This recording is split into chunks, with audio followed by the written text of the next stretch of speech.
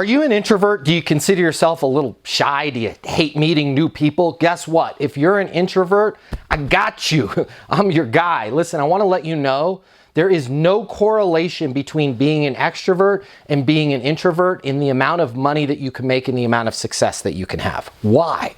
Extroverts are better at meeting people, but once introverts meet people, once they establish commonality, they're much better listeners and they ask much deeper questions. So they're able to have much deeper relationships.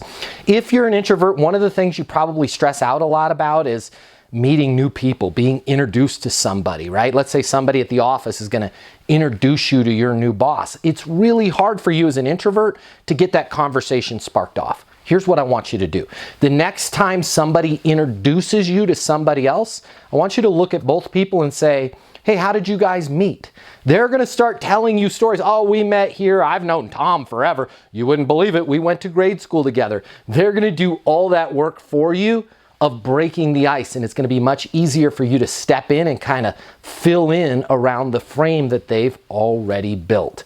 If you're an introvert, try that the next time you're introduced to somebody. Hey, my name's Matt Easton. Follow for more tips on how to be successful in business and life.